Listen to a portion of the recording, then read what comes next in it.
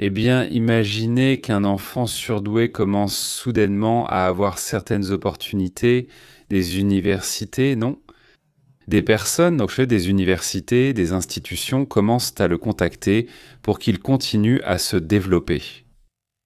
Cet individu qui est ici derrière est un ancien enfant prodige qui a révélé selon ce qu'il dit, n'est-ce pas? Maintenant, voyons si c'est vrai ou non, mais il révèle quelque chose de très étrange, un soi-disant programme secret pour soi-disant exploiter des capacités mentales, n'est-ce pas? Même au niveau du contrôle mental, jusqu'au développement mental pour contrôler des objets volants non identifiés, c'est-à-dire des ovnis et des technologies avancées.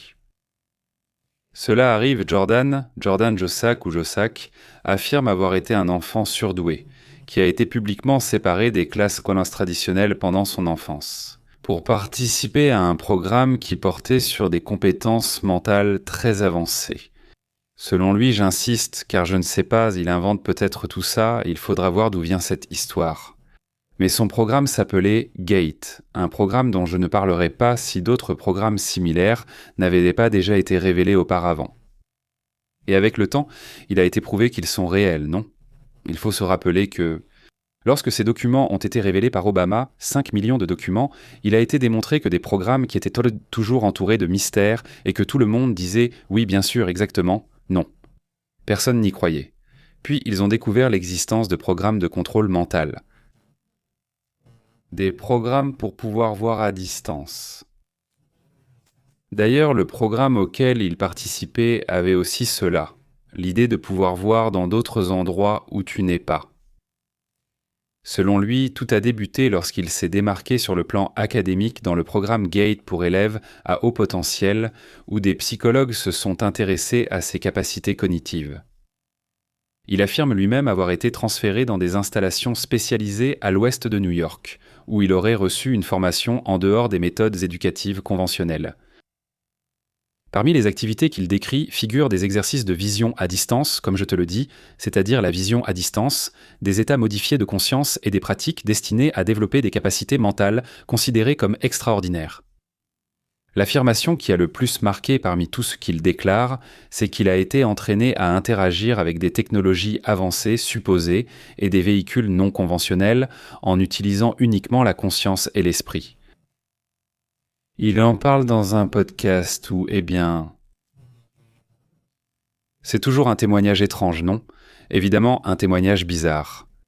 Et il affirme également que des chercheurs surveillaient constamment ses activités cérébrales, dans le but de reproduire certains schémas neurologiques à l'aide de futures interfaces. Ou du moins ce qu'on appelle cerveau-machine.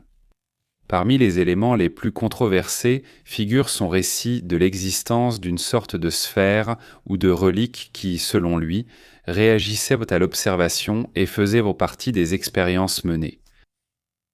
L'affaire a donc ravivé de vieilles théories sur la relation entre les programmes éducatifs pour surdoués, les recherches sur la conscience humaine et les projets gouvernementaux développés pendant la guerre froide. Je veux dire, oui, tout près d'ici, au Mexique. Le cas des projets que menait Jacobo Grimmer, qui travaillait avec des enfants pour ce qui concernait la lecture de ce qui se passait à distance et qui, a été arrêté à un moment donné parce qu'ils ont eu peur, n'est-ce pas? Ils disaient que ce qu'on voyait était trop important et ont arrêté en collaboration avec l'Université du Colorado. Cependant, jusqu'à présent, il n'existe évidemment aucune preuve publique vérifiable, car dans ces cas-là, il est très compliqué de confirmer l'existence de ce prétendu programme que décrit, dans le cas de Jossack, ni de documents officiels qui soutiennent directement ces accusations. Et puisque nous sommes déjà sur le sujet de l'étrange, n'est-ce pas? Une autre chose est également révélée. Une série de documents issus d'une fuite a été révélée qui montrerait le lien supposé de dialogue. Un projet, un club secret de Peter Thiel, dans lequel d'ailleurs Kaja Kallas serait impliqué, qui est la responsable des affaires étrangères de l'Union européenne. Elon Musk serait impliqué parmi d'autres, n'est-ce pas? Allons dans le détail de ce que l'on sait ou de ce qui a été découvert dans ces documents. Et ce sujet ne nous a pas été envoyé par Perla, à qui nous adressons un chaleureux salut. Je ne sais pas si elle est avec nous en ce moment, mais nous remercions toujours la communauté de participer, de nous faire des commentaires, et si un sujet est intéressant et que nous voyons qu'il y a de bonnes informations, que c'est intéressant évidemment, c'est avec grand plaisir que nous allons en parler, n'est-ce pas? C'est pas... Regardez. Il y a eu une fuite massive où des noms liés au dialogue, un club privé exclusif soutenu par Peter Thiel, ont été révélés, rassemblant des personnalités politiques, technologiques, financières et de la géopolitique internationale. Une hackeuse suisse appelée ou identifiée sous le nom de Maya Arson Crewell a publié une liste de plus de 100 personnes liées à Dialogue, une organisation extrêmement discrète fondée par Peter Thiel lui-même. Pour rappel, il est le fondateur de PayPal. Eh bien, cette fuite aurait été obtenue à partir du code source interne du site web du club, qui n'est évidemment pas accessible au public. Et parmi les noms qui apparaissent, il y a évidemment Elon Musk, qui a aussi travaillé chez PayPal, il a été son associé, et des personnalités comme l'a mentionné PPC, Kalle Kallas, qui est l'actuel chef de la diplomatie de l'Union européenne. Et sur la liste, on trouve aussi Jared Kushner, qui est le gendre de Donald Trump, ainsi que d'autres hauts responsables des États-Unis. Il faut rappeler qu'Elon Musk fait partie des fondateurs de PayPal, donc j'imagine qu'ils se connaissent pas par là, non? Selon les rapports, la liste comprend Jared Kushner, comme tu l'as mentionné, ainsi que plusieurs proches de Donald Trump et des hauts responsables américains.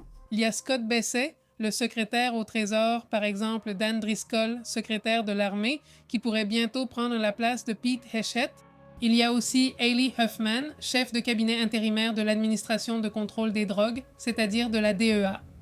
Le sénateur Ted Cruz, le sénateur démocrate Cory Brooke, New Jersey, et le représentant démocrate Jim Hems, Connecticut. Wes Moore, qui est le gouverneur du Maryland, Jared Polis, gouverneur du Colorado. Il y a aussi Tom Liu, conseiller juridique, général et chef de la gouvernance chez Google DeepMind, Randy Kushner, ancien gouverneur de la Réserve fédérale, Jonathan Gridwell, directeur général de la Ligue anti-diffamation, mais avec son nom bien imposant. Sacrée équipe, vraiment impressionnante. Genre, vraiment du lourd? Sacrée équipe, vraiment impressionnante. Regarde, elle, ça fait déjà un moment qu'on suit cette activiste. C'est une activiste, je n'avais pas remarqué que c'était elle, je n'avais pas vu que c'était elle. C'est-à-dire, c'est une activiste qui a déjà, un tas de fuites incroyables. C'est un génie, mais elle a eu des problèmes avec la justice. Si elle va aux États-Unis, j'imagine qu'ils l'arrêteront et elle en prendra pour de très nombreuses années. N'est-ce pas? Sauf qu'elle, si je ne me trompe pas, vit en Suisse ou dans un pays qui n'a pas d'extradition vers les États-Unis. Sinon, elle y serait déjà. Oui. Elle s'occupe de révéler, disons, de pirater et de révéler beaucoup de personnalités importantes qui sont impliquées dans des affaires très sombres, non. C'est pour ça qu'on la poursuit, évidemment. Mais ce cas me surprend beaucoup parce qu'on parle d'une société classique, disons, secrète à notre époque, mais dans laquelle tu relis beaucoup de personnages qui semblent même être opposés, mais en réalité... Ils font partie de la même chose. Ils font partie de la même chose, non? Ils ont aussi un site web séparé, ils n'ont rien, c'est celui de Dialogue, ça s'appelle datingdialogue.org, pour que les membres intéressés du groupe puissent chercher un partenaire romantique. C'est un formulaire auquel seuls les membres, évidemment, de Dialogue participent, où on leur pose des questions typiques. Non, ils promettent de vous trouver des connexions significatives selon vos critères de partenaire. Eh bien, c'est avec des personnes exceptionnelles, parce qu'évidemment, un Elon Musk ne veut pas sortir avec n'importe qui, bien sûr. Regardez que... Il semblait... Non, oui. Ce sont 222 personnes, d'accord ? Enregistrées, disons, par exemple, lors d'une retraite qui a eu lieu en 2026, quelque chose que le groupe avait gardé secret pendant 20 ans. Donc, ça date déjà, tu vois. Et ce sont des personnages qui sont donc liés au plus haut niveau du pouvoir actuel des États-Unis. Ils se forment avec le temps et soudain, sans que tu t'en rendes compte, ils sont déjà en opération. Ils sont déjà, disons là, n'est-ce pas ? À propos de cela, tu parlais de ces groupes auxquels étaient liés George Bush Jr., George Bush père, etc., qui étaient les groupes classiques issus des universités, etc., etc. Mais maintenant, ce sont des groupes nouveaux, non ? Ce sont des groupes, disons, relativement nouveaux. S'ils ont 20 ans, ce n'est pas si vieux que ça, en réalité. Qu'il y ait des fonctionnaires de l'OTAN, militaires, sénateurs, entrepreneurs technologiques et investisseurs de haut niveau. Eh bien, évidemment, tu te rends compte, plus ou moins, comment ils opèrent. Disons, maintenant, sur quoi ils se mettent d'accord, ce qu'ils sont en train de faire, eh bien, qui sait, non? C'est ça le problème. Mais le document montre qu'ils ont des discussions constantes, qui incluent des sujets comme l'intelligence artificielle. Des préparatifs, par exemple, pour une possible troisième guerre mondiale. Regardez, rien que ça. Technologie militaire, énergie nucléaire, influence politique, transformation sociale future. C'est-à-dire en parlant essentiellement de l'avenir de l'humanité et des plus grands défis auxquels la planète est confrontée. L'une des sessions les plus controversées s'intitule « Comment créer une secte ». L'une de leurs sessions s'appelle « Comment créer une secte », tandis que d'autres, par exemple, abordent aussi comment créer un parti politique. C'est-à-dire, cette révélation par cette hackeuse, la vérité c'est que c'est vraiment très intéressant et donc merci Perla de nous avoir envoyé ce rapport. Tu sais, ça nous avait échappé. D'habitude, nous on regarde toujours ce genre de choses, mais cette fois-ci, on ne l'a pas vu. Et maintenant, j'ai vu que c'est en effet sur différents sites. Des journalistes sérieux abordent aussi le sujet. C'est une première approche, mais nous allons continuer à suivre cela. Et ça m'étonne de voir cette hackeuse. C'est une hackeuse qu'on suit déjà depuis des années. Tu ne te souviens pas? Et elle, je n'avais pas entendu parler d'elle depuis un moment. Maintenant, elle revient, mais quoi d'autre? L'année dernière aussi, Axios a rapporté que les dirigeants de Dialogue cherchaient à acheter un campus pour Dialogue dans la banlieue de Washington, D.C.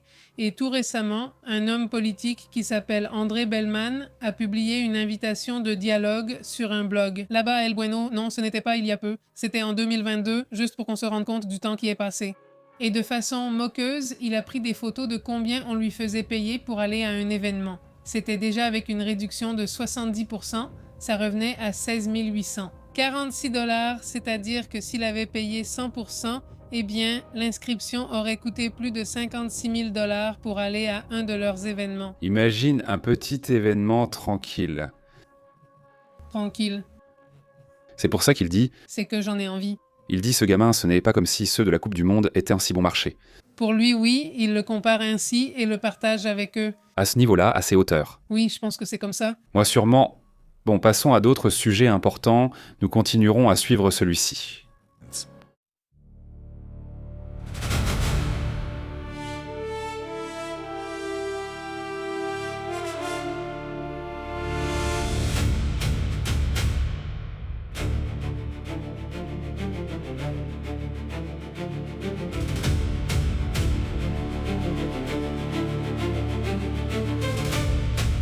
Eh bien, sur d'autres images, cela attire l'attention, ce petit robot qui est apparu. Ashash Jonah publie cette image, et voilà. Eh bien, différentes images de robots ont été publiées. Pas seulement celle-ci dans ce cas. Par exemple, là sur Twitter, il n'y a pas seulement des robots très liés à la Coupe du Monde qui apparaissent, et... Ouais, il était vraiment fasciné. Comme ça déjà. Tous les deux depuis la veille... Il était déjà un peu éméché, tu vois. Mais bon, ce sont des choses qu'on partage à ces moments-là. Qu'à Guadalajara, jusqu'à aujourd'hui à 5 h du matin, il y avait encore des gens qui faisaient la fête dans les bars. La fête commence l'après-midi, toute la nuit et puis toute la journée suivante. C'est bien, mais je ne sais pas vraiment comment non plus. Eh bien, impressionnante la résistance à l'eau et aussi, bon, on voit cet incendie. Où est-ce que c'est? En Floride, on a évoqué des incendies qui durent toute la semaine, non? Et donc, eh bien, on a déjà capturé quelques images de cet incendie en Floride.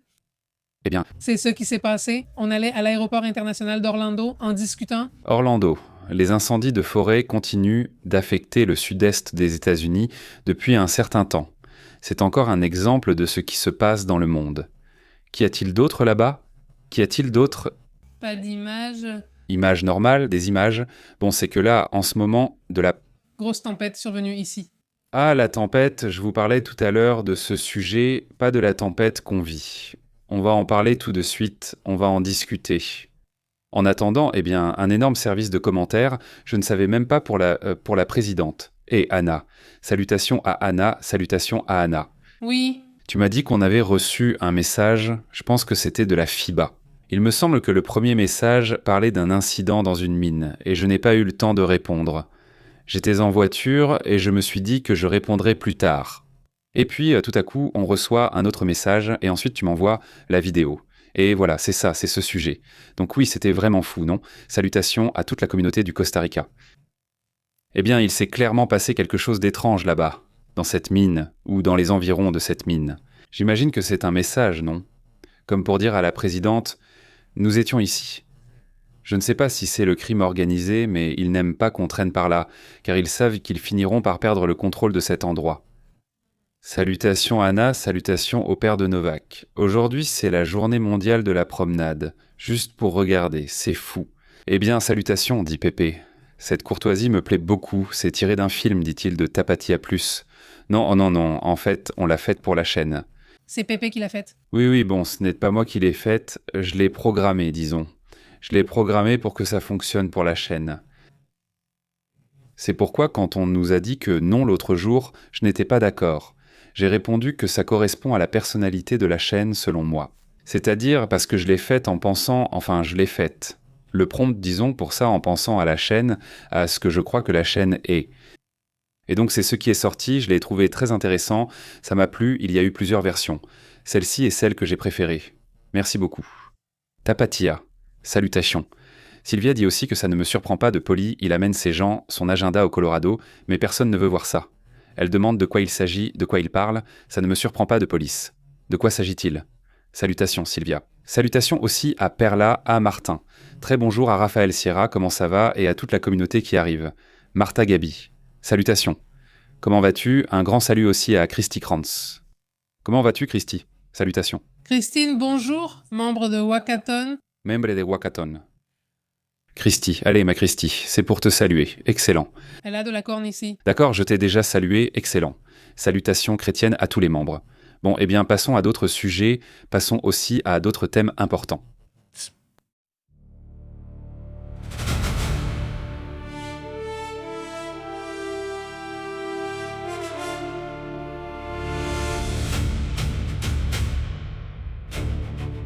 Écoutez, avant toute chose, il y a eu, ces mèmes qui circulent.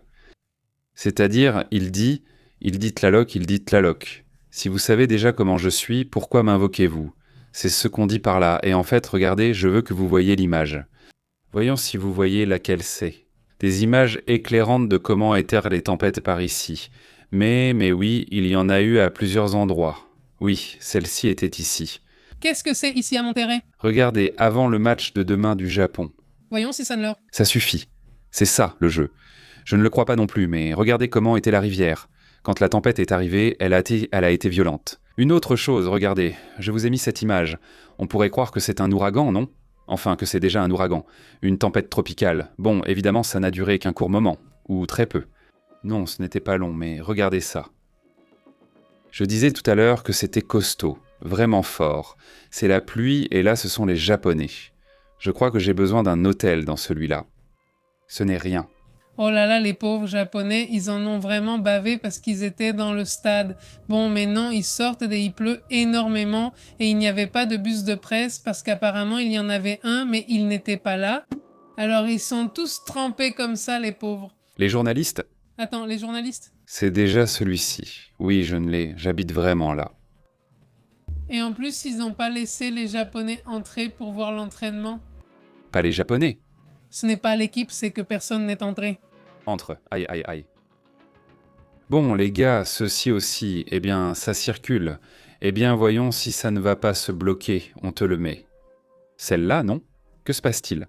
Ici, on voit un incendie. C'est la même chose. C'est la même chose, quel casse-pied. Ce sont plusieurs images. Je pensais que c'en était une autre. Passons à d'autres sujets et affaires importantes.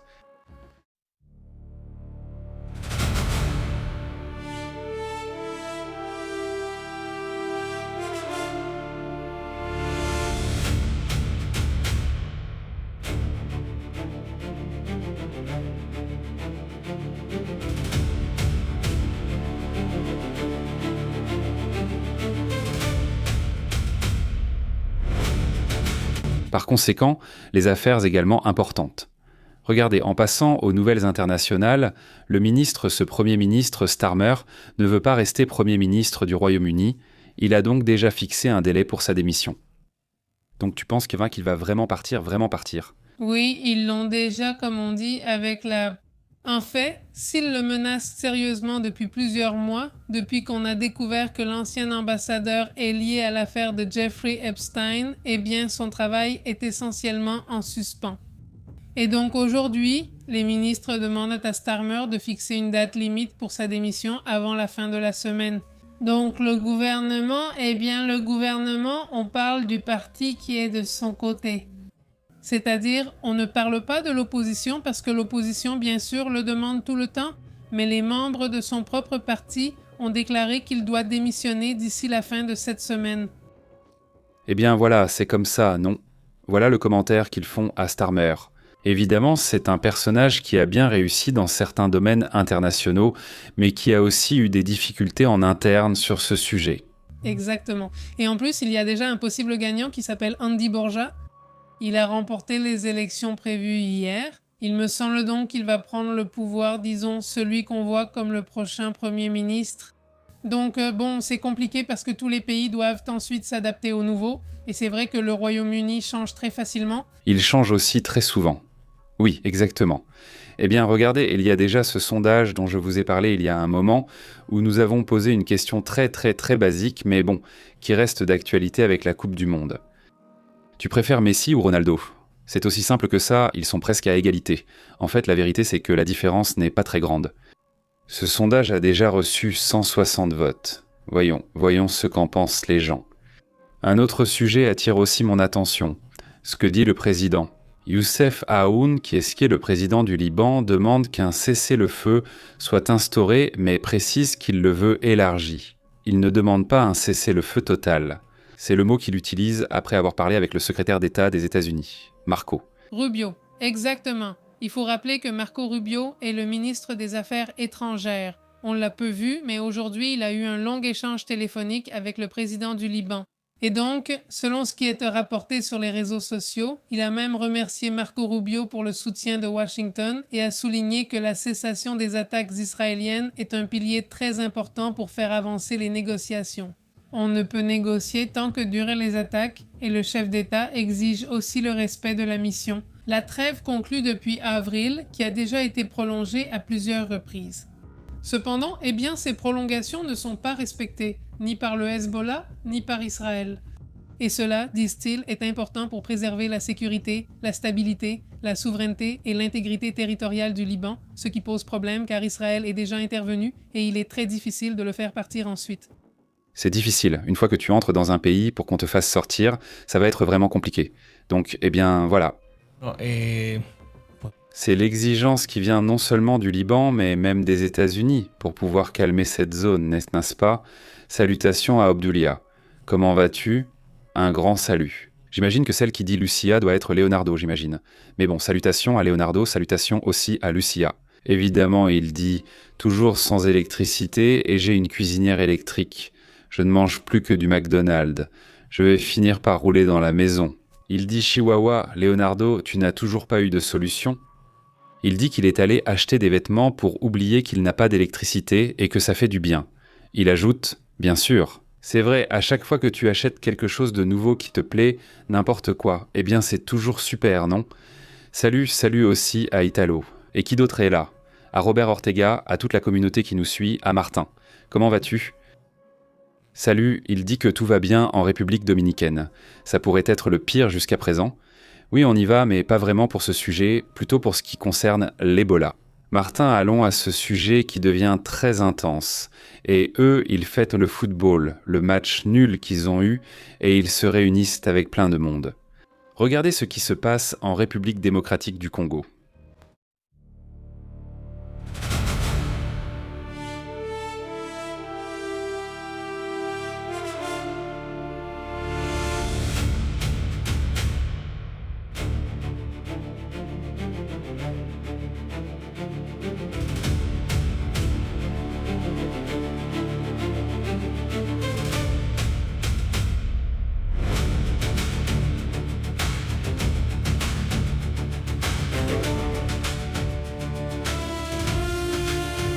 Écoutez, l'Ebola, comme le disait bien ici Martin, à qui on envoie un salut, le premier commentaire de Martin dit Voyons, Ebola. En République démocratique du Congo, ça pourrait être le pire jusqu'à présent. En disant qu'actuellement, des dizaines de milliers de contacts avec la maladie n'ont pas, il dit. Pardon, je n'arrive pas à lire là, il dit. N'ont pas été retrouvés. Exactement, exactement. Eh bien, justement, tu as parfaitement visé le sujet que nous avons ici en attente. Donc, selon ce que dit France 24, n'est-ce pas ? Ce média français fait un reportage très intéressant sur ce qui se passe et sur ce que l'OMS elle-même a également publié. D'après ce qui est signalé, cette épidémie de virus, est un problème qui, selon eux, évolue rapidement au Congo, en République démocratique du Congo. L'épidémie, affirme-t-il, se propage rapidement malgré l'intensification des mesures de santé publique. C'est ce que rapporte aujourd'hui, vendredi, l'OMS.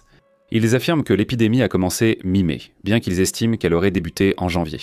Oui, le problème ici, c'est qu'il s'agit de la souche du Bundibugyo, qui n'a pas de traitement. Donc si la personne et ses contacts ne sont pas isolés, le problème persiste. Mais le problème, c'est que les personnes concernées s'échappent des hôpitaux où les corps des personnes décédées sont emmenés par les services funéraires. Alors les familles emmènent aussi les corps de force, et ensuite les corps deviennent eux aussi contagieux. Bref, c'est un chaos total. En fait, il a eu de la chance, comment il s'appelle ? Teodoro Zadano, quand il est allé là-bas, de ne pas être contaminé. Parce qu'il va dans les endroits où il y a le problème, n'est-ce pas ? Oui. Le problème, c'est qu'il n'existe pas de traitement spécifique. Le taux de létalité, en particulier dans ce pays, est extrêmement élevé. L'OMS avertit que cette épidémie évolue rapidement malgré les efforts et affirme que les travailleurs sont contre la montre, ils sont pressés par le temps. Pourquoi ? À un certain moment, la situation pourrait empirer de façon massive, et là il faudrait vraiment trouver une solution pour sortir de ce problème. Ils assurent que l'épidémie reste grave et évolue, mais ils disent cependant qu'ils constatent une réponse qui se renforce jour après jour. C'est ce qu'ils rapportent à Genève, très à l'aise là-bas de ce côté, mais ici, l'épidémie dans la réalité, au quotidien, c'est terrible. Ils disent que c'est plus de 90%. Attention, 90% des cas connus se sont produits, surtout dans une zone appelée Ituro. Et cela est, d'une certaine manière, positif, c'est-à-dire savoir où se trouve la majorité des cas. Je lisais à l'instant un rapport d'un de ces médecins de Médecins sans frontières qui disait « Eh bien oui, ils les détectent à Ituro parce qu'à Ituro, il y a quelqu'un pour les signaler, dit-il. Mais dans d'autres régions, il n'y en a pas.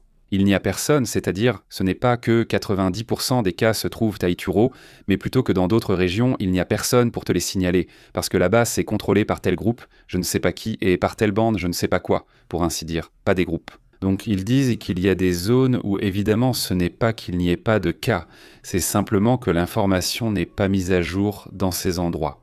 Donc le problème, selon ce que disait Médecins sans frontières, ils pensent pour que c'est du moins selon eux, très étendu, et c'est à peu près ce que dit l'OMS. C'est-à-dire qu'ils sont d'accord sur le fait que le problème évolue massivement. 896 cas ont pu être confirmés, mais ils disent qu'en réalité, il y en a beaucoup plus. Les décès confirmés sont au nombre de 232, attention les confirmés. C'est un nombre qui est probablement bien inférieur à la réalité, n'est-ce pas ? Parce qu'il a fallu beaucoup de temps pour confirmer ces décès depuis qu'on a eu connaissance de ces cas, car beaucoup de ces 232 étaient déjà décédés depuis un certain temps et on avait attribué leur mort à autre chose. Donc, ils reviennent en arrière et ils constatent qu'il y a plus de cas que prévu. C'est pourquoi ils soupçonnent que cela dure depuis plus longtemps.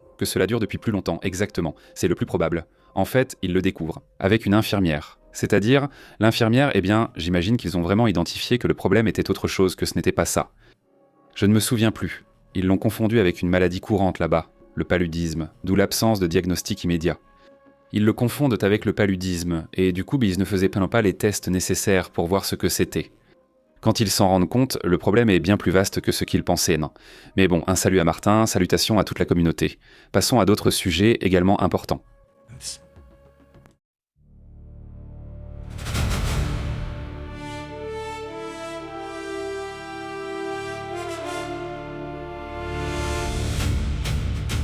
Deux trains de passagers seraient entrés en collision. Le problème n'était pas clair au début. J'ai dit qu'il y avait eu une collision, mais on ignorait s'il y avait des blessés, faute d'informations à ce moment-là.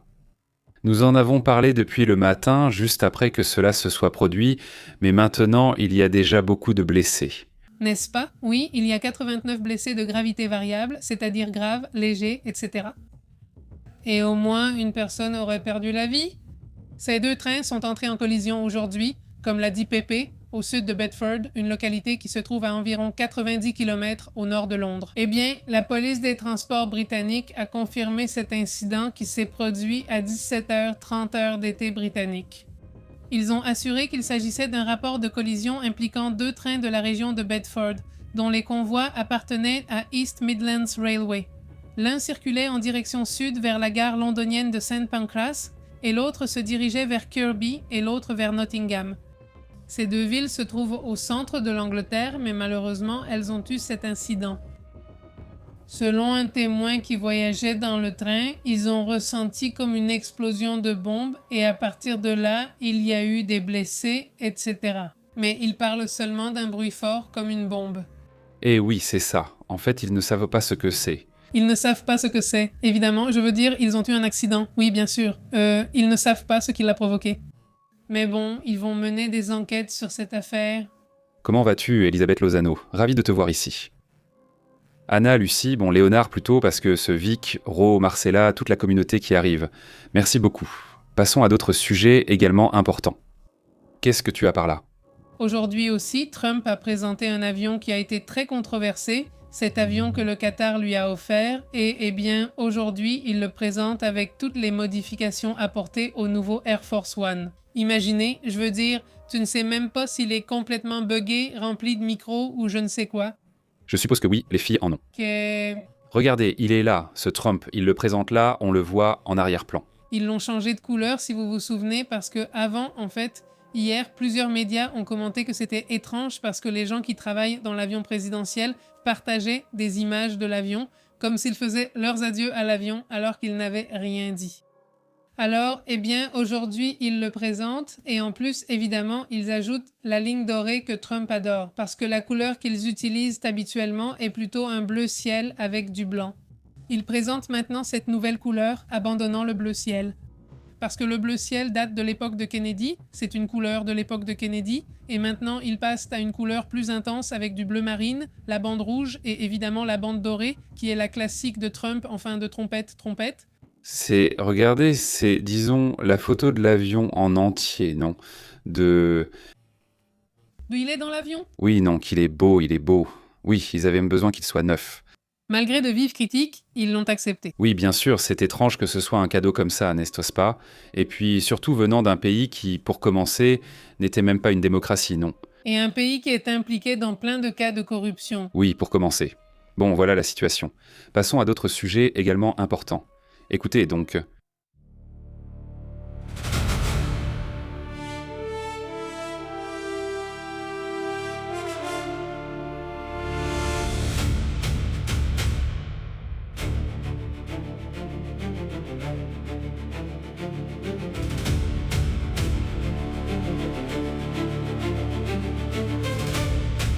Que la Biélorussie est sur le point d'être entraînée dans le conflit, dans la guerre. C'est quelque chose que Loukachenko a beaucoup retourné dans sa tête et je pense qu'il a raison de le faire.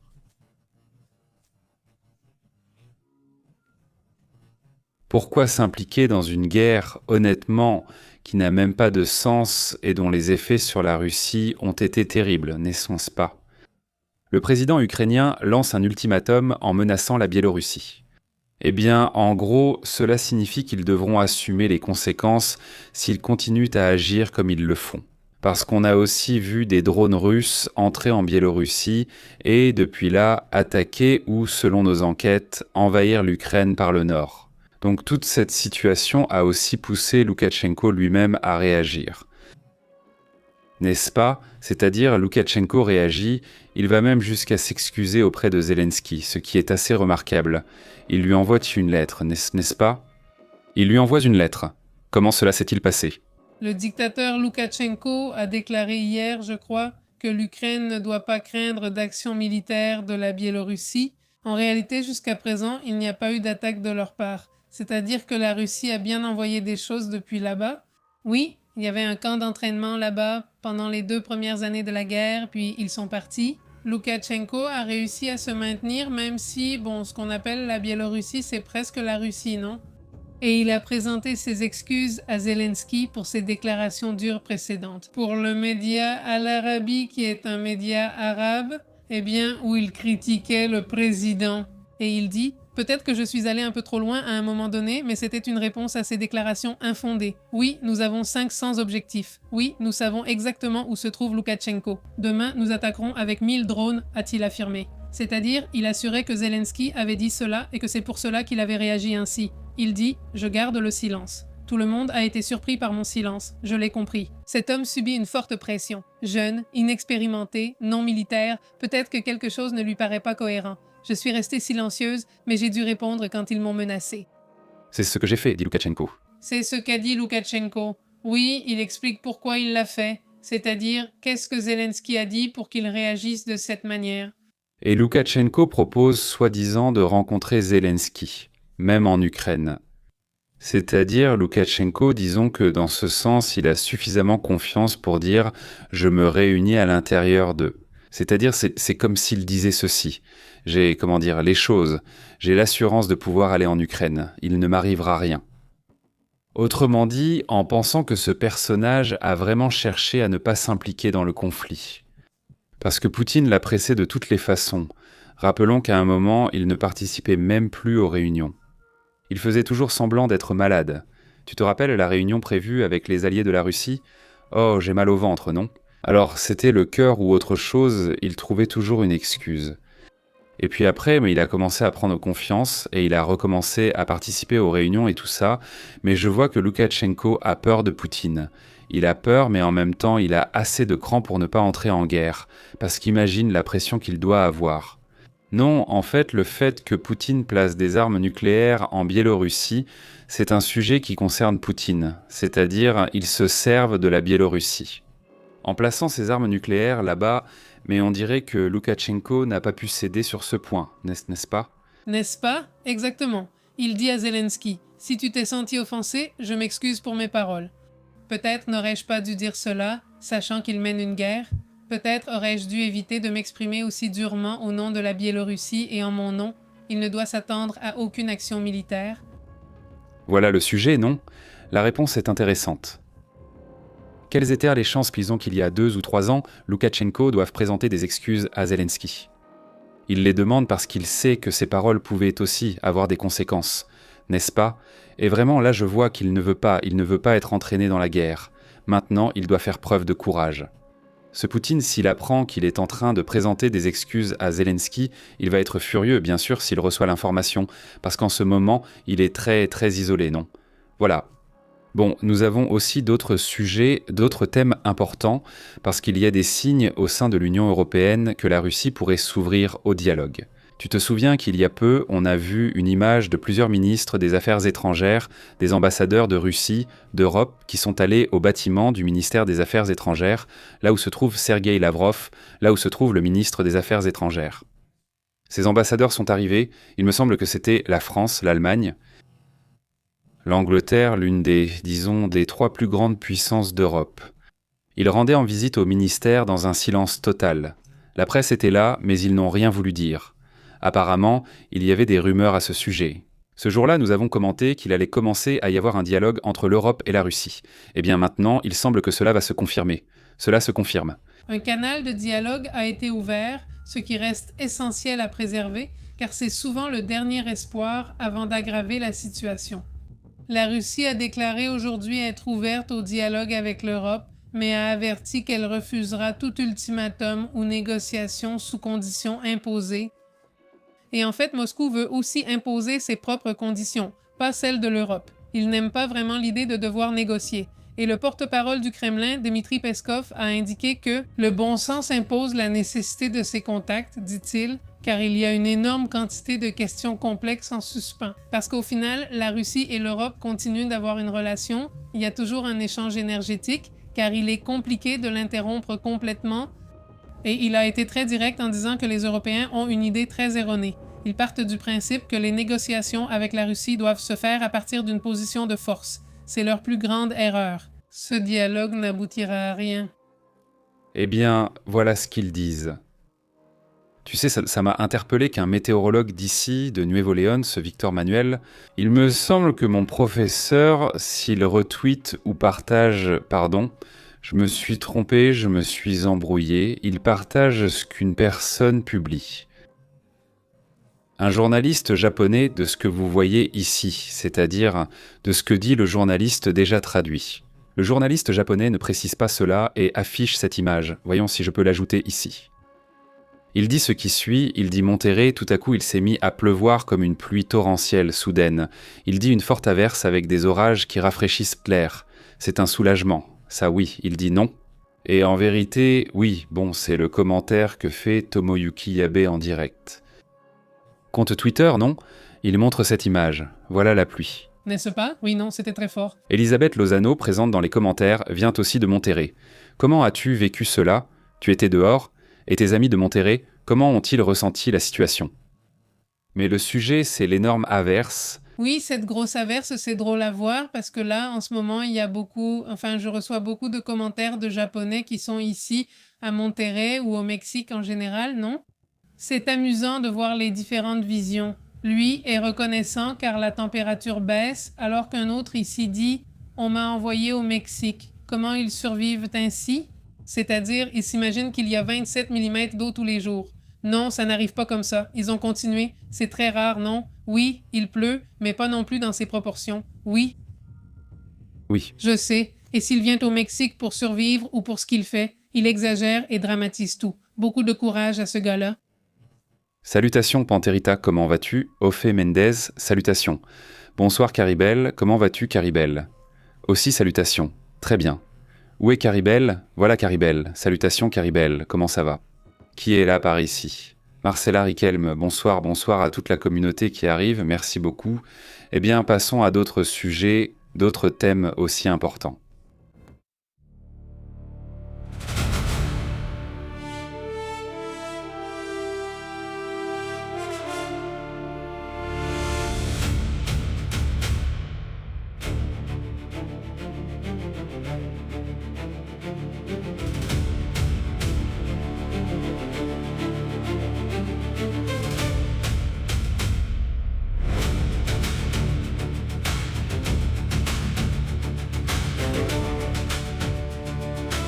Merci.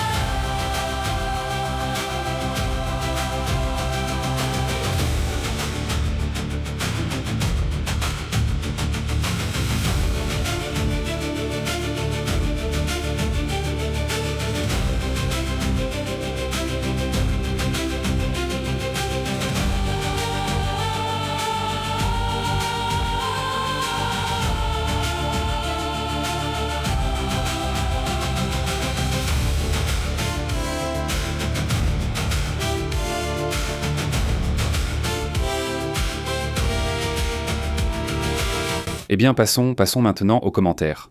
Comment ça va, Wilco? Salutations, salutations. Dit Flash, Flash, Flash, Flash. Informatif avec BPS et salutations. Comment ça va? Allez, on y va, salutations Wilco. Quoi de neuf? Comment ça s'est passé pour toi? Dit-il.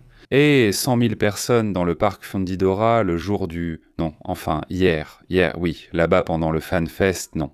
Là où ils se réunissent pour regarder, comment ça s'appelle, le match, quel groupe allait-il faire venir?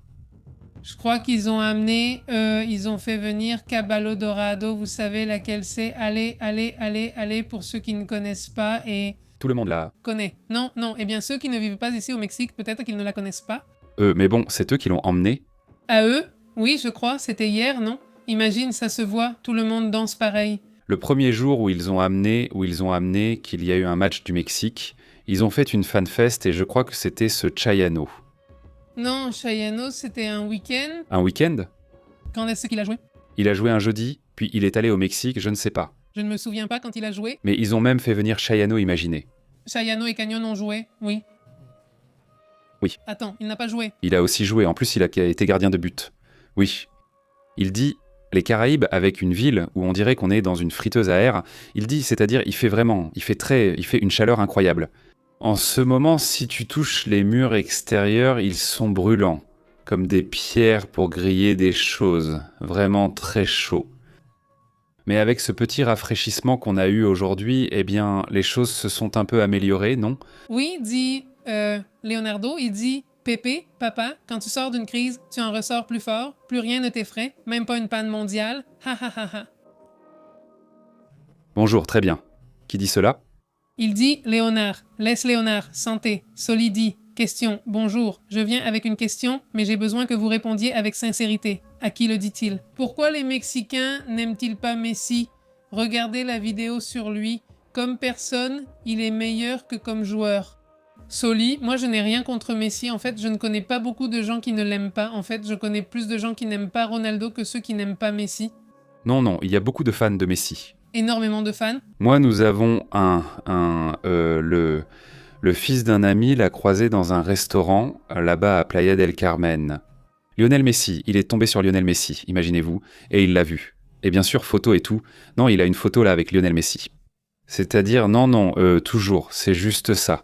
Cristiano Ronaldo aussi a beaucoup de fans. Donc le sondage ne me surprend pas, c'est du 50-50. Oui. C'est très serré. C'est très serré, oui, parfois là.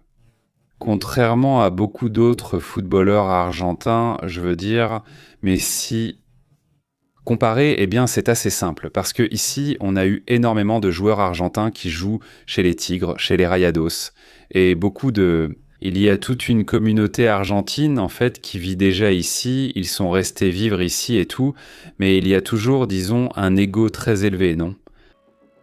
Et Messi, c'est tout le contraire, c'est-à-dire que Messi, certains disent qu'il est un peu prétentieux. Sincèrement, je ne le vois pas comme ça. Moi, je le vois plutôt dans ce cas-là. Cristiano Ronaldo est super prétentieux, oui. Oui. Maintenant, moi, j'aime plus le genre de personne, son histoire, sa biographie. Je préfère largement celle de Ronaldo. Moi, j'aime plus tout ce côté du fait de se construire soi-même. Et ce Messi, c'est un talent incroyable, mais c'est juste un talent incroyable. Aussi. C'est en grande partie inné, enfin oui, de l'entraînement, mais aussi beaucoup de ce qu'il a déjà en lui, n'est-ce pas ? Mais non, je crois qu'on aime beaucoup les deux ici. Oui, ne te laisse pas influencer par ce que tu vois dans Exo. Je ne sais pas qui tu as vu, mais non, c'est ce qu'ils voient ici au Mexique. Non, pas du tout. Oui, Diego, mais l'équipe nationale a gagné. Mais F pour le logo, pour le joli logo, ça dit Brésil, tu vois, c'est déjà là, ce n'est plus là.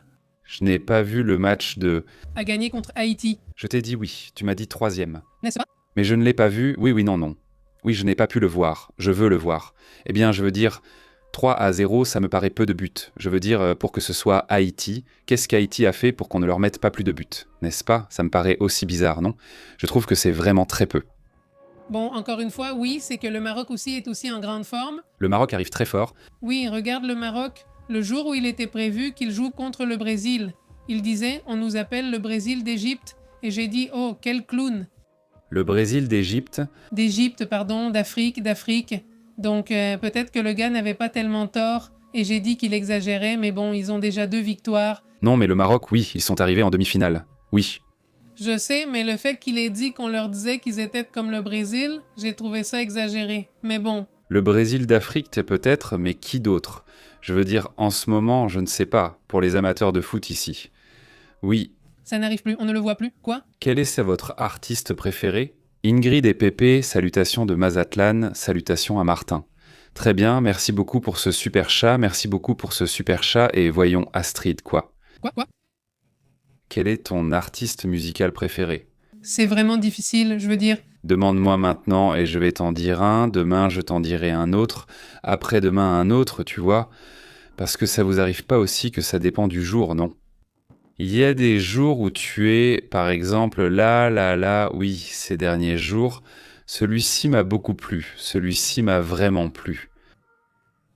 Est-ce que cela signifie que la circulation a été parfaite ? Non. Zut, j'ai oublié leur nom, ceux de Tron, comment ils s'appellent ? Ceux de quoi ? Ceux de Tron. Oui, Daft Punk ? Daft Punk, en ce moment, c'est le top pour moi. Je ne les avais pas écoutés depuis des mois et maintenant, c'est tous les jours. C'est comme ça pour moi, et puis d'un coup je passe au hip-hop et je suis là avec les rappeurs. Et puis je m'ennuie et je passe à autre chose. C'est comme ça que je fais, tu vois. En gros, c'est juste pour rester éveillé et alerte. Parfois, je ne sais pas pourquoi. Qui sait comment fonctionne le cerveau? Mais parfois, tu as besoin de quelque chose de très urbain, agressif, et puis d'un coup, tu as besoin de quelque chose de très détendu, tout à coup, tu en as besoin. Alors maintenant, je suis revenu à l'électronique. Avant, j'étais beaucoup dans l'électronique, puis j'ai tout laissé tomber ce qui était électronique, et maintenant, je reviens à l'électronique. Je ne sais pas qui sait ce que c'est, mais c'est comme je le ressens, comme des besoins du cerveau pour quelque chose, non? Je ne sais pas, c'est comme si j'avais envie de ça. Oui, j'en ai envie. Quelque chose comme ça, vraiment curieux. Je ne sais pas si ça vous arrive aussi, mais justement, pour moi, quand on me demande un film préféré ou une musique préférée, non, il faut me demander. Là, tout de suite, je te dis, Tron, demain, je vais te dire, je ne sais pas quoi, enfin, je ne sais pas, oui. Ce n'est pas si compliqué alors? Ça varie beaucoup. Oui, par exemple, parfois, j'ai vraiment envie d'écouter des trucs en espagnol, et puis d'un coup, je ne veux plus écouter qu'en anglais. Et puis, parfois, que de la musique, sans que personne ne parle. Non, je ne sais pas pendant ce temps. Parfois je mets juste des tambours, oui, que des tambours comme ça, et puis parfois que des grillons. Et là c'est plus bizarre, non? Non, mais oui, parfois des tambours, j'ai là une section avec que des tambours, et bon, des grillons aussi j'en ai, mais c'est pour dormir, il dit. Sol Garcia dit. Si le Brésil perdait, il était éliminé, mais il a gagné et fini en tête du groupe, dit Sol. Santé, Sol. Parce que qui sait ce qu'il reste de ce groupe en particulier? C'est l'Écosse, et elle va gagner une défaite, et donc, eh bien, elle devrait gagner contre qui elle joue? Contre l'Écosse.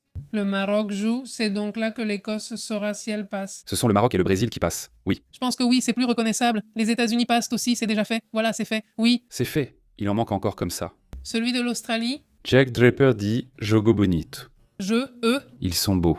Qu'est-ce qu'il y a avec ça? Enfin, voilà, moi je ne vois plus vraiment ça. Aucune petite étoile comme ça, je veux dire. C'est que Neymar est très lourd. Non, mais il joue, c'est tout. Il ne joue pas en ce moment. Il est dans le sujet. Il n'est pas sympa, contrairement à Ronaldinho. Il a de beaux yeux, Ronald.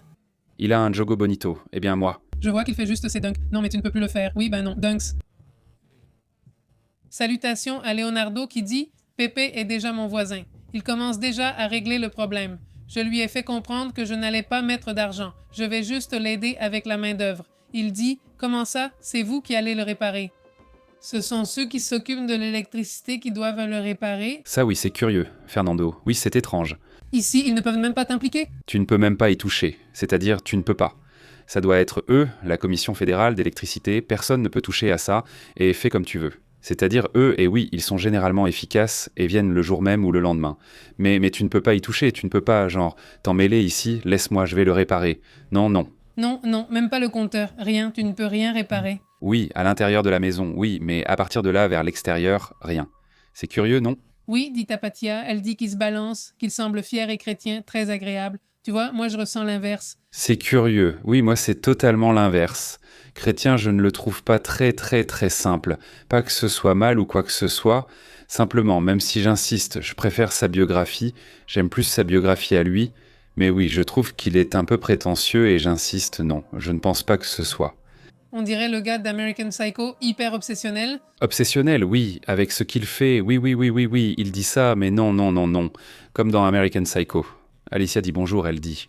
Vous avez vu le mème des enfants qui vont naître au Mexique en mars 2017? Ah, beaucoup? Bien sûr, il y en aura, il va y avoir beaucoup d'Asiatiques. Oui, des Asiatiques et des personnes de partout, car c'est déjà le cas. Ce sont des Asiatiques. Ils s'embrassent et risquent presque de tomber enceinte juste avec ce baiser. Oui, c'est salutations. Oui, il y a eu un déclic. Beaucoup d'alchimie. Surtout trop entre les Asiatiques et les Mexicains. Oui. Même aujourd'hui, il dit « Comment tu vas ?» Il dit « Enfin, je suis Aguacatona. » Merci Christian. Je suis déjà membre. Au fait, que se passe-t-il avec les avocats? Cela fait 2 semaines que je n'ai pas mangé d'avocat, ce qui est très rare. Il n'y en a pas eu, et quand il y en a, ils sont verts. On attend 3 jours. En parlant de Yagré... Elle explique. Il a le syndrome d'Asperger, c'est pourquoi il est introverti, selon Yagré. Oui. Oui, j'ai entendu ça. Elle dit « J'ai vu que Messi ne m'a pas plu depuis qu'il a traité un enfant spécial de « regarde, idiot ». Ah non. C'est sa façon de parler, du genre « Qu'est-ce que tu regardes, idiot ?» On ne voit pas ça. Papa dit non, c'est une blague. Mon grand-père a vécu jusqu'à 104 ans et il fumait 3 cigares par jour, buvait du whisky importé tous les soirs, mangeait des fruits de mer 3 fois par semaine. Il rendait visite à sa jeune et belle maîtresse.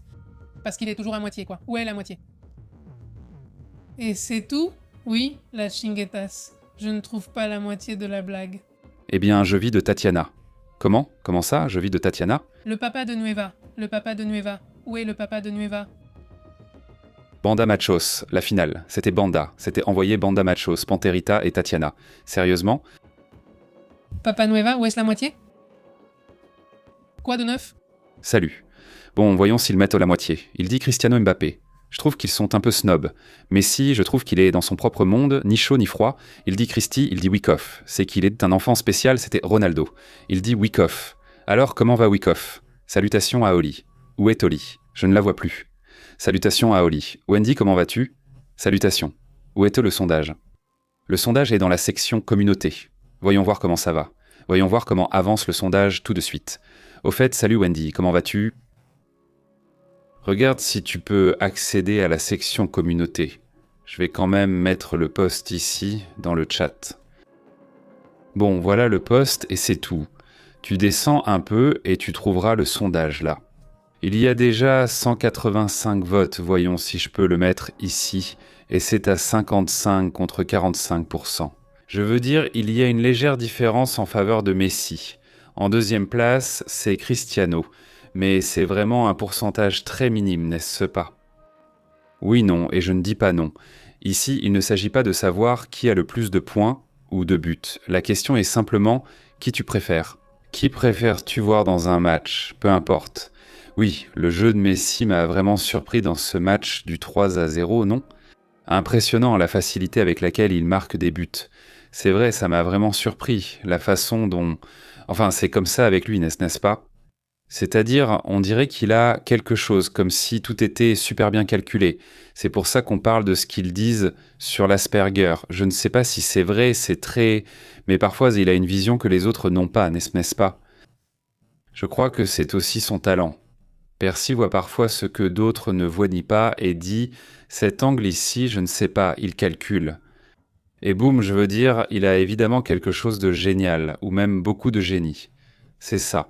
L'autre jour, je regardais, je crois que je te l'ai envoyé, le truc de Fed. Non, je te l'ai envoyé. Ah non, je ne te l'ai pas envoyé. À ce Federer, oui. Hein?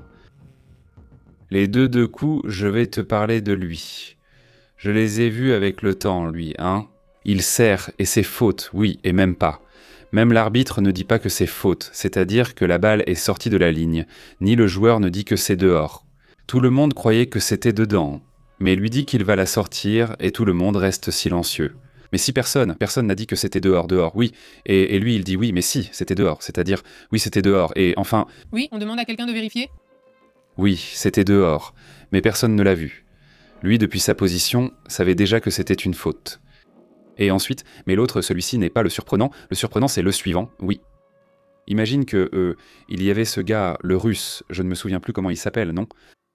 Ils sont là, au tennis, à frapper d'un côté à l'autre, et ils frappent vraiment fort. Bien que cela ressemble à un double rebond, tu sais que la balle ne peut rebondir qu'une fois sur le terrain adverse. Mais il frappe une fois et ensuite il fait comme ça. La balle touche le sol et ensuite il fait ça et la raquette la frappe. Mais on dirait que c'est en même temps et que ça n'a pas touché le sol. Ouais, et il dit vérifie-le, oui. Et pour finir son raisonnement, d'accord? Il a dit, c'est parce qu'il a dit, l'effet que la balle a pris est un effet qu'elle n'aurait pu avoir que si elle avait touché le sol. Ouais, imagine, c'est-à-dire il s'est rendu compte que l'effet du rebond était différent. Ça ne pouvait pas venir de la raquette, ça devait venir du sol. Et alors, quand il vérifie l'image, en effet, c'est-à-dire il ne l'a pas déduit parce qu'il l'a vu, il n'a pas pu le voir, mais il l'a déduit à cause de l'effet, c'est-à-dire à cause de la façon dont la balle tournait. Rien qu'avec ça. Je me suis dit que les animés ne sont pas si exagérés, car ils montrent toujours ça, ce n'est pas que j'ai vu ou que je sais, voilà. Certaines personnes ont une vision et une expérience telles qu'elles perçoivent ce que les caméras ne voient pas, entendent pas. C'est impressionnant, vraiment comme ça. Dit Italo, du Chili. Il dit « Papa, j'ai une question. Qu'est-ce que vous pensez du fait de vivre ce changement technologique? De passer du téléphone fixe à avoir un portable, qui est un mini-ordinateur, c'est un changement en quelques années. Eh bien, c'est une génération, celle des milléniaux en général, qui a dû s'adapter, passer du fixe, de l'analogique, non, au numérique, et cela s'est fait très facilement parce que le changement a toujours été présent, n'est-ce pas? Toujours. Je me souviens quand j'étais petite que, les ordinateurs portables arrivaient. Je me souviens d'avoir, je ne sais pas, 8 ans ou 7 ans par là, et tu commençais déjà à voir des photos dans le magazine muy intéressantes de ces IBM énormes, non? Qui sûrement n'avaient aucune capacité. Moi, je racontais ça à mon fils. Hier, je lui ai dit que mon collège avait des ordinateurs et c'était une nouvelle au niveau régional, parce que c'était le seul collège qui avait des ordinateurs. Parce qu'il n'y en avait pas et ils ne faisaient pas de programmation. C'est-à-dire, même maintenant, ils n'enseignent même pas ça, comme au début, ils ne savaient pas, ok, ils ont les ordinateurs et qu'est-ce qu'ils vont faire avec les ordinateurs? Non. Au lieu de dire non, ils vont apprendre les bases, l'utiliser et l'ouvrir. Ils n'ont pas commencé directement. Ils ont commencé à programmer et dès le premier jour, on a commencé à programmer et on a fait par exemple la programmation. L'examen consistait principalement à programmer une horloge fonctionnelle et à faire tout le tableau synoptique. D'abord, il fallait que ce soit logique et que ça affiche la seconde, l'heure et la minute.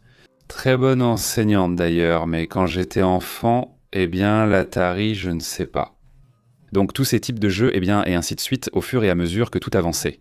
Est-ce que tu es ou nous avons eu à être là? Des changements et des changements encore et encore. Et pour ceux de la génération, par exemple, les Siliens et toutes les générations suivantes, la Alpha par exemple, eux, ils sont déjà nés avec les algorithmes, les IA et tout ça, donc pour eux, c'est déjà tout technologisé, en gros, non. Mais non, eux ne vivent pas des sauts constants, comme dans notre cas, où c'était saut, encore et encore. Depuis ta naissance jusqu'à maintenant, enfin je pense qu'on va continuer à en avoir. Et ils disaient que cette génération, qui est en gros ceux qui sont nés, disons, vers les années 80, par là, non? À partir de là, ils vivent encore tous les changements qui ont eu lieu et qui vont arriver. C'est-à-dire que ça continue même après. Ceux qui étaient enfants, qui avaient peut-être, je ne sais pas, 5, 6, 7 ans. Donc ceux qui sont nés peut-être dans les années 70 et quelques, ils ont vécu ça aussi, non? Ils ont vécu tout ce changement, constamment. Il y a une sorte de sous-génération, parce qu'avant c'était les X, non? Et ensuite les Z. Mais il y a les X et les milléniaux, non? Mais au milieu, il y a ceux qui sont nés, disons, dans les années 70-80, comme on les appelle. C'est comme un terme entre la génération X et les milléniaux, pas comme les Iliens qu'on les appelle. Parce que c'est une génération qui a aussi dû s'adapter à tout ça, qui a vécu l'analogique en même temps que le numérique arrivait, n'est-ce pas? Que tu vois, ce saut, on ne l'a pratiquement pas vécu, même à l'université, dit-il. Les actuels Alcaraz et Sinner battraient Ampère à son meilleur niveau, dit-il. C'est ce qu'il dit. C'est-à-dire que je miserais sur Alcaraz et même aussi sur ce Singer. Je les ai regardés et ils sont vraiment impressionnants, mais celui qui m'impressionne le plus, c'est Alcaraz. Pour moi, c'est comme le. C'est le top, non? Pour moi. Et en plus, son style de jeu, j'adore. Il est vraiment fort, franchement, il est incroyable. Dit le père de Noah, Novak. La finale de cette Coupe du Monde, il dit, va opposer une équipe européenne et une équipe africaine. C'est ce que dit le père de Novak. Je pense que ce sera un pays qui se trouve entre l'Amérique du Nord et l'Amérique centrale. Là, c'est celui-là, celui qui va gagner la Coupe du Monde, il dit. Celui-ci, salutations aux Siliens. C'est censé être ça, exactement. Voilà, dit Garman. Comment vas-tu? Très bien, salutations. Dit Marcella Riquelme. J'aimais dire qu'aujourd'hui, au Mexique, tout s'arrêtait. Oui, Marcella, oui. Elle est... Incroyable. Salutations à Vic. Avant, on disait que le Mexique jouait bien, mais perdait toujours. Maintenant, ils ont mal joué, mais ont gagné. C'est que c'est vraiment compliqué avec les Coréens, non? Parce qu'on dirait que non. Je veux dire, ils ont une grande capacité à tenir, comme ils ont des entraînements super durs, mais vraiment très durs. Et quand tu vois celui-ci, le déficient, ou plusieurs non, je ne sais pas si de celui-ci, comment ça s'appelle? Oui, de cette équipe de Corée du Sud, mais oui, il y en a plusieurs qui ont participé et qui ont été sélectionnés dans l'équipe de Corée du Sud de football. Oui, et tu vois les concours et la capacité à le faire sans se plaindre. C'est impressionnant, leur capacité. Je veux dire, les sportifs de Corée du Sud sont incroyables, surtout au football. Ils tiennent bien, mais il leur manque encore quelque chose. Ils n'ont pas ça, enfin, ils sont très bons techniquement, mais c'est comme s'ils ne savaient pas, comme s'il leur manquait quelque chose, je trouve. Il leur manque ce que les Brésiliens ont en trop, parce que les Brésiliens, on voit qu'ils s'amusent pendant les matchs. Ceux-là sont super stricts, super techniques. Oui. Il manque ce côté amusement, mais bon, au final, c'est un jeu, et oui, voilà, ça j'aime bien. Par exemple, chez Alcaraz, je veux dire, en parlant de tennis, on voit qu'il s'amuse. C'est génial, c'est super. Ça devrait être comme ça, je pense. Oui, oui, Soli, oui, on le regarde. Évidemment, pas tous les matchs, mais ceux que je ne regarde pas, je vois le résumé. Et certains matchs, oui, je les regarde en entier, non. Ceux que je peux, par exemple, comme demain, Japon-Tunisie, n'est-ce pas? Celui-là, c'est sûr qu'il va le regarder. Celui de l'Argentine, j'ai voulu le voir, mais je n'ai pas pu. Enfin, j'ai vu le résumé. À cause des directs, des diffusions et de l'heure, ce n'est parfois pas possible. Mais oui, je suis. Il dit « Au fait, ça va? Bonjour ». J'ai voté pour Ronaldo car je l'ai vu dans une vidéo dans le métro de Santiago défiler en caleçon. Il était superbe. Son corps est incroyable grâce à son entraînement constant. C'est impressionnant. Il est super ultra discipliné dans son alimentation, dans son entraînement, non? Un économiste aurait prédit une finale Pays-Bas-Portugal, avec la victoire du Portugal. Il a utilisé plusieurs modèles et a déjà eu raison plusieurs fois. Il dit « On va voir s'il a eu raison ». Il y a beaucoup de prédictions, n'est-ce pas? Parmi les surprises, parmi les favoris, c'est censé être entre les chaises. Qu'est-ce que c'était? Qu'est-ce qu'on a dit que c'était? Entre les chaises. C'était le Portugal, l'Espagne? C'était le Portugal ou l'Espagne. C'était l'un des deux. Les deux? Les deux. Le Portugal et l'Espagne, n'est-ce pas? L'Espagne, je ne sais pas. Oui, il venait, mais ce que ça montre, du moins en ce moment avec les favoris mondiaux, c'est qu'il pourrait bien y avoir une petite surprise par là. Guerrero raconte qu'enfant, il regardait la télé en noir et blanc sur un vieux poste, et qu'aujourd'hui il est très à jour technologiquement. Oui, Guerrero, exactement. Comme ça mettait du temps à s'allumer. Je me souviens d'une télé que ma grand-mère avait en noir et blanc. Et donc c'était celle qu'on nous prêtait, disons, pour les petits-enfants, et la télé couleur ici, c'était pour les adultes, non. Après, mais il y en avait déjà 2 en couleur, mais au début on disait « Ce PPS du Japon, tu vas le voir depuis le toit de ta maison avec les minéraux. Allez, ce serait génial, ce serait génial. » Mais bon, tu ne verrais pas seulement le stade, mais oui. Non, pour voir à l'intérieur, c'est compliqué. Oui, c'est très difficile de voir à l'intérieur. Victor dit qu'il traîne avec le canard Merlin, il est à fond avec lui. Plusieurs canards pirates sont déjà sortis. Un aux États-Unis qui a voulu lui faire concurrence. Et comme ça, plusieurs ont commencé à sortir leur canard, mais de façon très forcée. Même une femme politique d'ici en a sorti un, mais elle le tient vraiment mal. On lui dit « au moins apprends à le tenir ». Et au Canada, ils ont sorti leurs petits merlinecitos, ils les ont mis dans un magasin de sculpture, comme d'habitude, et ils étaient habillés avec des petits maillots de différentes équipes. Ils affirment avoir expulsé un joueur paraguayen pour s'être couvert la bouche. Vraiment? Pourquoi? Ils ont expulsé un joueur, c'est-à-dire qu'ils l'ont retiré. Oui, ils l'ont expulsé, c'est-à-dire... Parce qu'il a couvert sa bouche. Pourquoi ce serait? Je ne sais pas, ou bien ce Garban. Il dit « Est-ce que vos enfants savent aussi ?» Oui, ils regardent, oui, ils sont enthousiastes. Un peu enthousiastes. Mais pas au point de regarder quelle figurine. Oui, non, pas à ce point.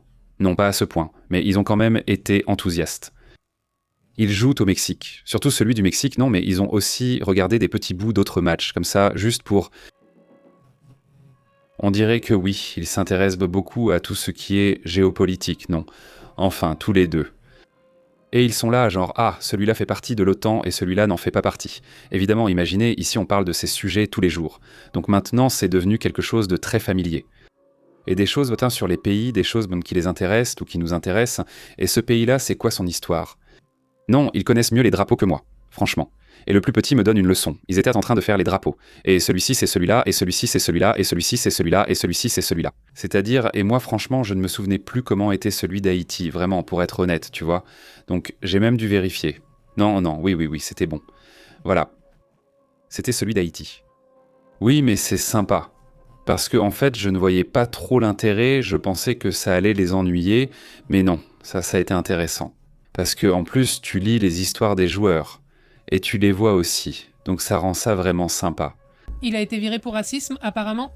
D'accord. Ceux qui ont été perturbés sont Yoko et Lennon, les chiens, car ils ne nous avaient jamais vus crier pour rien, je pense. Et soudain, quand on crie pour les buts, ça la perturbe. En fait, elle aboie sans arrêt, non? Elle est là, elle aboie sans cesse.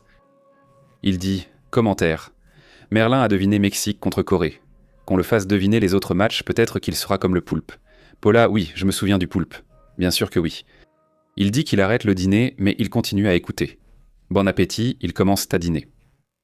C'est à cause du racisme. Et pourquoi? Voyons, contre qui? Contre qui le Paraguay a-t-il joué? Ou comment ça s'est passé? Leonardo Pepi dit que la Coupe du Monde de football sera gagnée par l'Espagne. Sûr parce que je suis tombé dessus, moi j'ai un collier avec leur couleur, effet papillon, dit-il. Ah, parce que j'ai trouvé des laisses pour chiens qui sont avec leur couleur, effet papillon. Quoi? Non.